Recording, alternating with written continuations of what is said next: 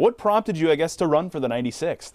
So I've been thinking about running for this seat for probably 6-8 years, I think. Every couple of years, I would get this itch in my body and in my soul to do this. And there's always an excuse you can make: work, kids, whatever that may be.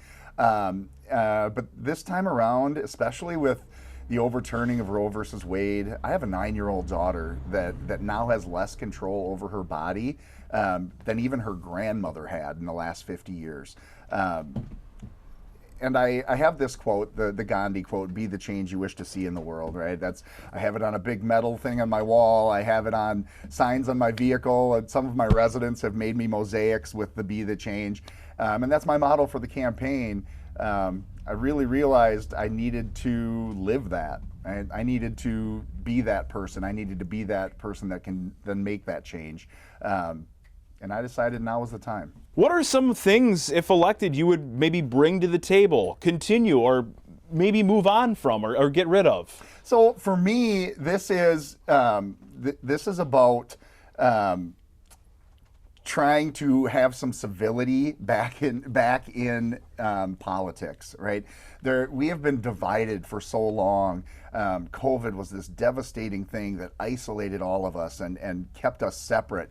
And I'm finally seeing that sense of community come back, of people getting together, even people that may have different political differences, right? We missed that so much, I think, that we're starting to see some more civility, and I want that to continue in politics. What separates you from the others running? You have Tara Johnson, and then you have the incumbent, who's Lauren Oldenburg. What separates Steve Campbell from the other two? Sure, thank you. So for me, I am not a career politician, right? I have not been in this. This is all new to me. But in my view, sometimes the best way to get things done is simply by someone that doesn't know that it's not doable, right? You simply need someone with new ideas. I feel like I have a real ability to connect with people, to communicate with all sorts of people, and the business attitude. There's so much in politics of talking but not getting anything done. In a business, when you run a business, as I run too, you have to accomplish things, right? You set goals for yourself, and you actually have to do things to reach those goals. And we're not seeing as much of that in politics. There's a lot of just squabbling and not actually getting things done. My Democratic counterparts have been working hard to try to push through legislation and to spend this $3.3 billion surplus that we have sitting in our state, and they're being held up at every turn. What are ideas, I guess, you would put forth regarding flooding in the area if elected? So that's a big challenge right now, right? With these 22, 23 dams in this area that are being decommissioned, which is basically putting the burden of any future flooding issues back on the local government, right? The federal government is saying, all right, we've tried this, they've been there 50 years, but we don't want to continue this. So that is going to fall on local governments and what we're going to do. But this watershed movement started in Coon Valley in the 1930s, right? With a group of farmers getting together saying, we have this problem and we need to do something to solve it. And that, to me, is the innovation and the people of this area that are willing to work together to do things to accomplish goals.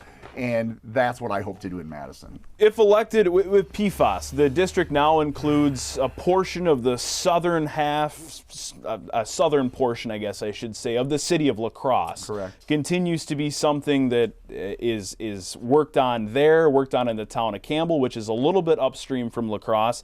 If elected, what would be your plans regarding PFAS contamination, not only in La Crosse, but across your district? Yeah, that's a real challenge right on French Island and dealing with that. And they've been drinking bottled water for a long time now. Obviously, there are so many things in politics where everyone's asking, what are you going to do to fix this? What are you going to do to solve this problem? For me, it is about communicating, right? Getting together, finding the information from the people that know it, and trying to put together a plan, working with both sides of the legislature.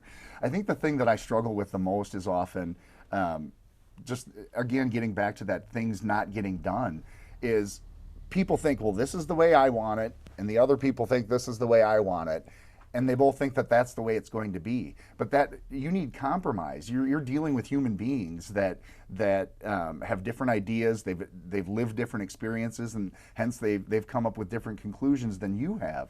But to get things accomplished, both sides need to be willing to compromise.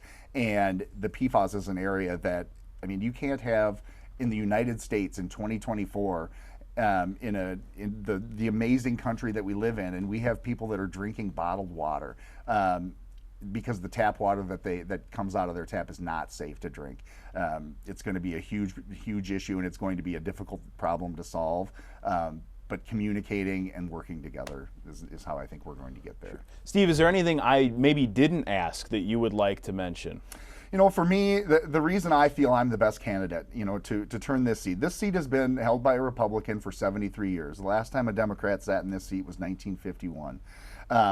And for me, while the lines have added, they've changed, right? We are now basically almost a 50-50 urban-rural district, which my hope down the line is that will offer us some opportunities to see some funding that generally the 96 being a rural district may not have gotten.